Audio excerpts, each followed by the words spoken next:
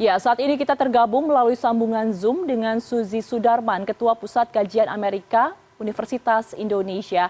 Selamat siang Bu Suzy, terima kasih atas waktunya.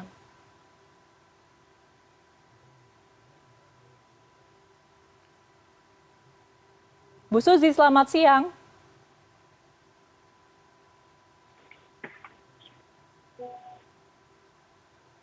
Selamat siang Bu Suzy. Selamat siang, selamat siang. Baik, suara saya terdengar jelas Ibu?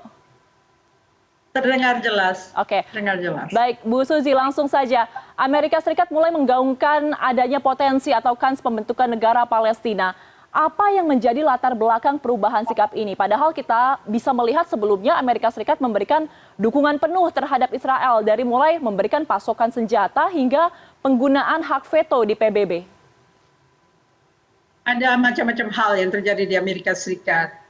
Yang pertama, election year, okay? Ini waktu pemilu di Amerika Serikat dan kemarin di Iowa, Trump menang.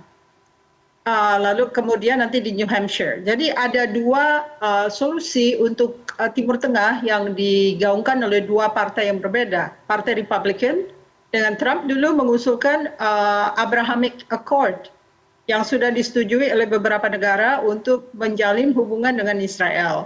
Sedangkan two-state solution sudah dimulai sejak tahun 90-an oleh Presiden Clinton. Tetapi naik turun karena banyak masalah yang terjadi, yaitu tiba-tiba nasionalisme dari setiap negara memunculkan solusi bahwa tidak bisa ada bagian-bagian wilayah mereka yang diserahkan kepada pihak lain.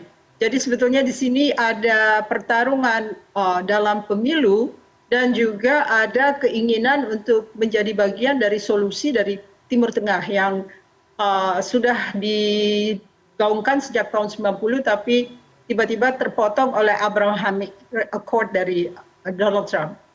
Baik, jadi situasi dan juga dinamika politik di Amerika Serikat saat ini menjadi salah satu hal yang melandasi terjadinya kesepakatan atau juga himbauan dari Biden untuk melakukan gencatan senjata di Palestina. Tapi yang juga menjadi pertanyaan Bu Suzy, jika memang nantinya konflik atau perang ini masih terjadi di Gaza, apa yang menjadi kerugian besar bagi Amerika Serikat?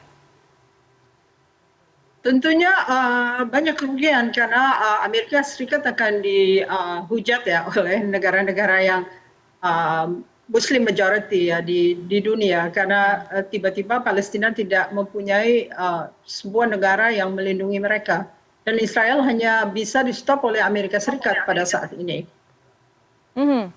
Jadi yang akan menjadi kerugian adalah dukungan dari negara-negara Muslim yang mayoritas juga mendukung mendukung Palestina maksud kami saat ini.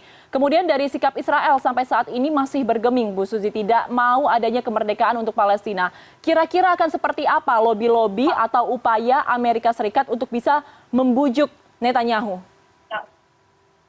Ya jelas, maksudnya Netanyahu adalah sayap kanan dari Israel. Lalu kalau misalnya Amerika Serikat menanti kembalinya Trump, Anda sudah tahu bahwa Netanyahu punya perhitungan lain tentang hubungan Israel dan Amerika Serikat. Karena dalam Abrahamic Accord itu kan yang dipersoalkan hanya hubungan negara-negara tertentu dengan Israel. Yang belum mereka berhasil adalah menjalin hubungan antara Saudi Arabia dengan Israel. Padahal pada saat ini Saudi Arabia mendukung ide two-state solution dengan syarat bahwa Palestina harus merdeka.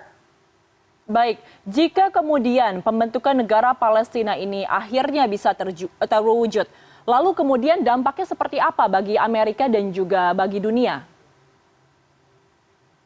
Amerika ingin mempertahankan reputasinya sebagai an honest broker atau perantara yang tidak punya kepentingan. Jadi itu menjadi esensi dari upaya Biden untuk menciptakan tatanan dunia baru. Kan dia ingin membangun dunia yang seperti sebelumnya, yaitu Amerika masih menjadi pemimpin, namun lebih banyak isinya adalah kemitraan dibandingkan aliansi.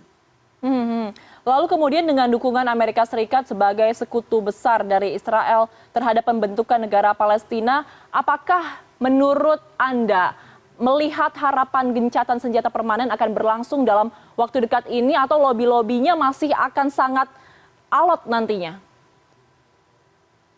Itu tergantung pada kekuatan senjata ya.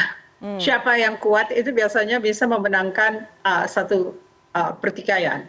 Dan dalam hal ini Palestina sama sekali tidak memiliki kekuatan senjata yang dipasok oleh Amerika Serikat misalnya begitu ya. Jadi sebenarnya pada akhirnya mungkin habis-habisan itu pertempurannya. Kalau Israel tetap ngotot dan pemilu Amerika menjelang satu kemenangan bagi Donald Trump, mereka masih berharap Abrahamic Accord itu berlangsung. Baik, kita akan melihat bagaimana dinamika dari situasi perang antara Israel dan juga Palestina. Terima kasih atas informasinya Ibu Suzy Sudarman, Ketua Pusat Kajian Amerika Universitas Indonesia. Selamat siang Ibu. Selamat siang, terima kasih banyak.